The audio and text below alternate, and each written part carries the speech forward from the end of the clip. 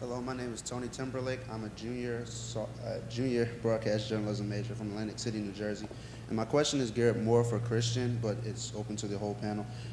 You worked for the Scripps Wire service in your semester in Washington internship. I was wondering, did they have you write in one particular area, or did you cover a multitude of areas? Like, did you just write lifestyle stories, or did you also cover sports and entertainment and front page news type stories, hard news?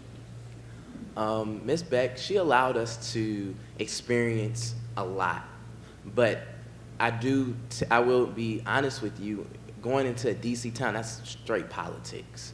It's a political town. That's what you're going to be covering. You're going to be at meetings. You're going to be at some boring meetings sometimes, and you're going to, quite frankly, sometimes you're going to be like, but you still have to write, and you still have to know how to look at a press release and get the story. Sometimes when you can't, like, what did they just say? So I had this press release. All right, what type of questions am I asking again? Why am I here again? And I'm serious. You're gonna sometimes like, what did they just say? You look at the press release and you're like, okay, all right, let me gather myself. But it's opportunities to explore different emphasis. But the main area of emphasis is politics. You'll be able to take some current events that are happening and apply it and put a local perspective on it. You also, every year, we have the opportunity to go cover the spelling bee, and that's real live deadline writing, minute by minute. You're following your speller. You're meeting the child who just got done spelling the words, and when little Susie doesn't spell the words, you have to go to little Susie and get a quote, even when parents want to pull her away. So you really learn how to develop those relationships in non-crisis times, when the crisis times come and little Susie's crying. She doesn't really want to talk to you anymore, but you still have to get the quote for the story. So it's fun, but that's what you'll be covering, politics and current events pretty much. I also wanted to add that she also allows for some creativity in what you choose. We had a couple of students who woke up on a Saturday and heard a commotion in the street and looked out the window to find out what was going on and actually wanted to cover the story. So they called her and said, can we do it? She said, go for it. And so they did. So there's a little creativity as well. That's funny you say that, because I was a part of that class. And the particular individuals, I was asleep, and they called me, and they was like, Christian, it's a protest going outside. And it was a protest.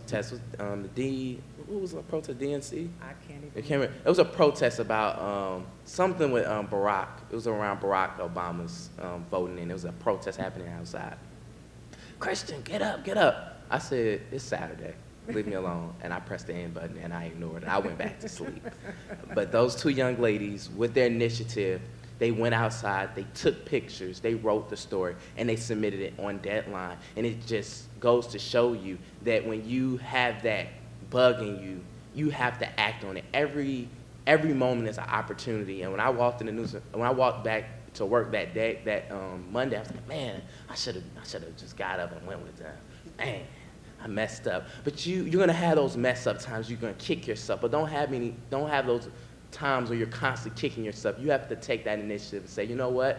I don't have it all. I don't know how to get to point A to point B, but I know I'm at point A, and somehow I'm gonna get to point B, and you just have to go for it. Thank you. Okay, at this time we will take one final question from the audience. Maybe two. Two Good final morning. question. My name is Nikisha Haywood, and my question is also for Christian. At your internship, did they directly send you out into the field, or did you have to gradually build yourself up and prove yourself for them to send you out reporting? It's a trial by fire. You're thrown in the field on the second day. I want to say the second day. I want to say we had like 2 days of orientation. On that, I want to say a day and a half. By that second day, Miss Beck is expecting a story, or she's expecting something more than a paragraph.